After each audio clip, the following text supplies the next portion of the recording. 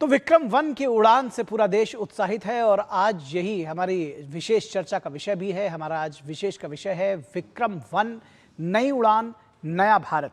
Vikram one, नई उड़ान नया भारत। और इस पर बातचीत करने के लिए हमारे साथ दो खास मेहमान जुड़े हुए हैं, उनसे आपका परिचय करा दें। हमारे साथ डॉक्टर डब्ल्यू सेल्वमूर्ति, जो कि अध्यक्ष है एमिटी यूनिवर्सिटी के और पूर्व डीजी DRDO के हैं। डॉक्टर सेल्वमूर्ति, बहुत स्वागत है आपका हमारे साथ जुड़ने के लिए। इसके साथ ही साथ डॉक्टर SV शर्मा, जो कि पूर्व उपनिदेशक है, फॉर्मर डिप्टी डायरेक्टर इसरो के। डॉक्टर शर्मा, बहुत स्वागत है आपका। डॉक्टर सेल्वमूर्ति, कितना बड़ा परिवर्तन आप आज इस रॉकेट लॉन्च को देखते हैं?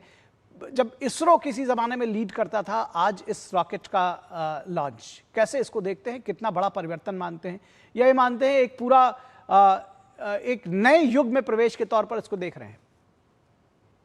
धन्यवाद निखिल।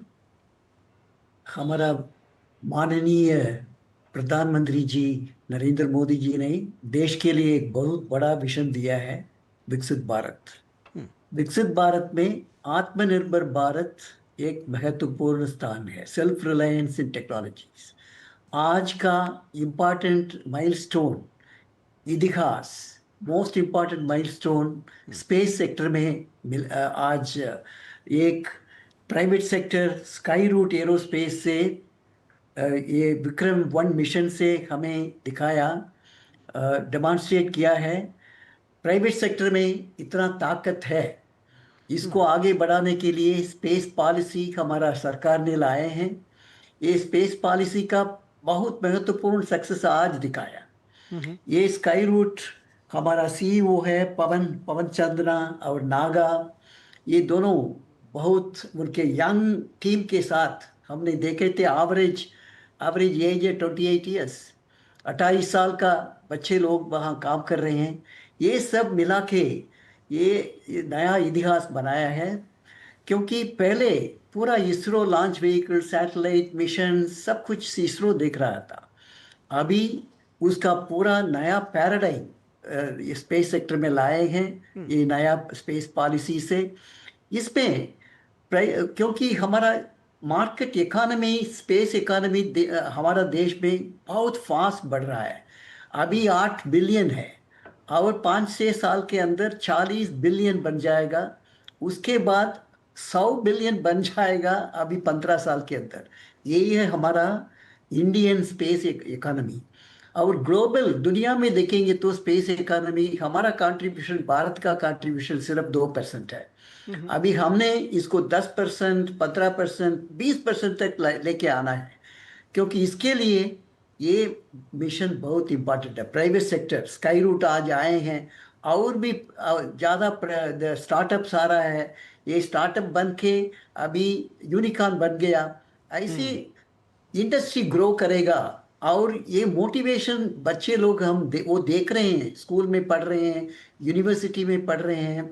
ये सब देखेंगे, फिर उनको भी बढ़ावा मिलेगा। हम भी इस सेक्टर में स्पेस इकोनॉमी के लिए कंट्रीब्यूट करेंगे। और इस मिशन में पूरा आत्मनिर्भर भारत का सभी सिस्टम, सब सिस्टम्स, कंपोनेंट्स, डिवाइसेस, ये सब और प्लान, मिशन प्लान, एग्जीक्यूशन, सभी हमारा देश के अंदर इंडिजिनसली और आत्मनिर्भरता रूप में हमने इस मिशन में एग्जीक्यूट किया है। इसलिए मैं स्काई रूट को धन्यवाद कहना चाहता हूँ।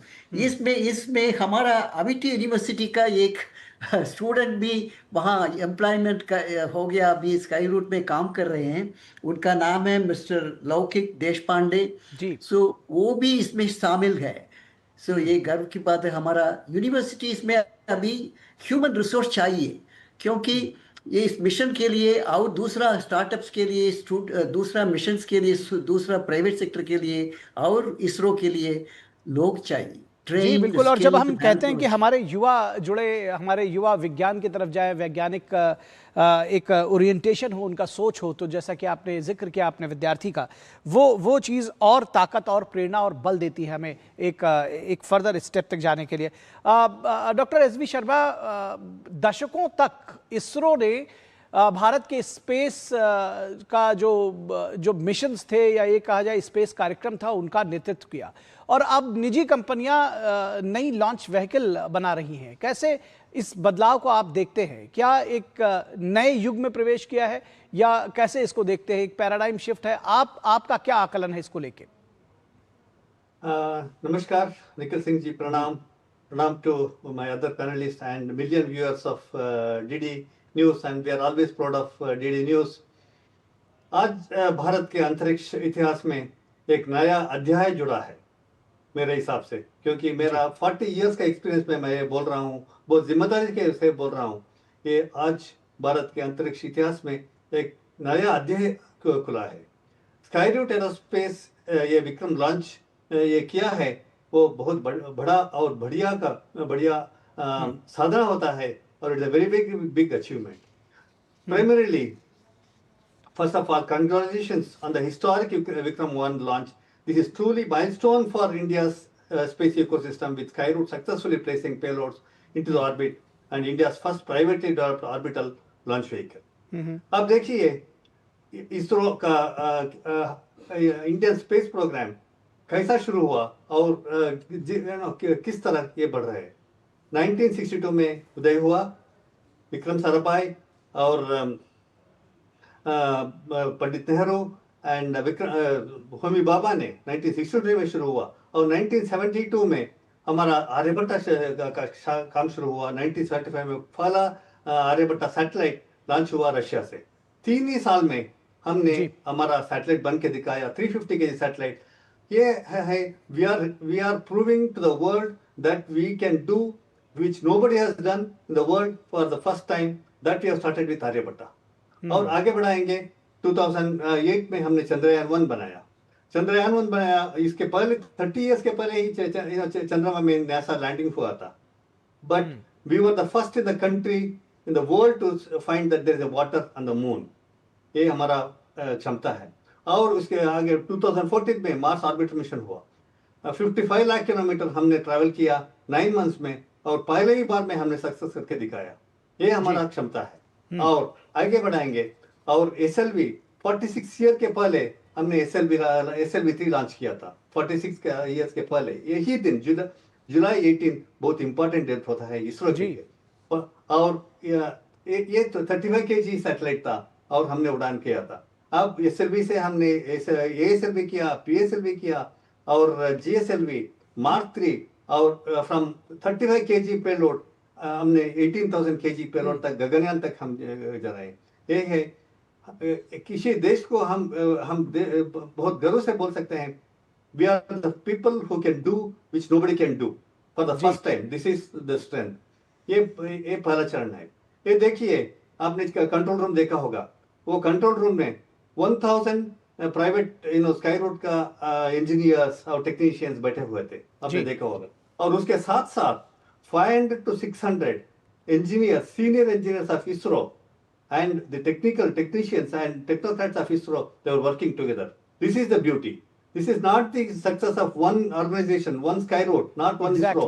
It is the भारत का सक्सेस है। ये हैंड इन हैंड काम करना, private sector, public sector, government sector, hand in hand करना है, और हमारा देश को मजबूत करना है। यही है ये इसका डेमोन्स्ट्रेशन।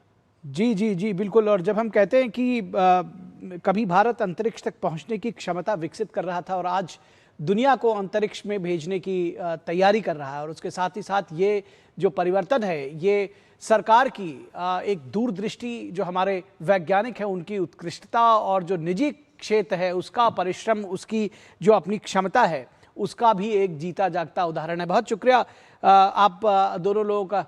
लेकिन इसके साथ ही साथ हम एक चीज़ और समझना चाहेंगे डॉक्टर शर्मा आपके साथ, कि ये जो विक्रम 1 की जो तकनीक है, अगर हम उसकी बात करें, चाहे वो कार्बन कंपोजिट की बात हो, 3D प्रिंटेड इंजन की बात हो, मल्टी ऑर्बिट क्षमता जैसी बातें होती हैं, इसका सबसे बड़ा तकनीकी नवाचार आप किसको मानते हैं और क्यों इसमें क्या समझते हैं, कितना बड़ा एसेट है ये? देखिए, ये Vikram 1 rocket itself is an innovation.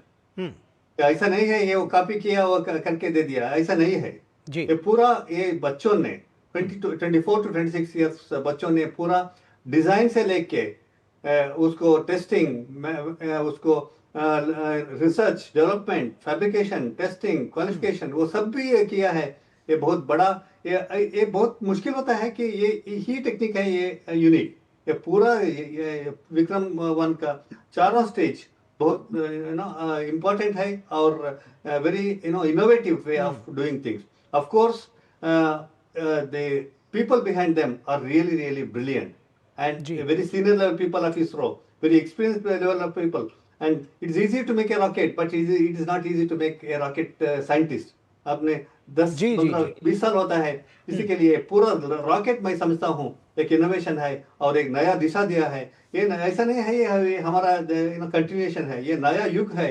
और जी जी हम जी ये बिल्कुल, नया ये युग एक से नई दिशा दी है, जाना नया चाहिए। युग है और उसमें नए आत्मनिर्भर भारत का ये जो दृश्य है वो हम देख रहे हैं। बहुत धन्यवाद आप दोनों लोगों का हमारे साथ जुड़ने के लिए, बहुत शुक्रिया।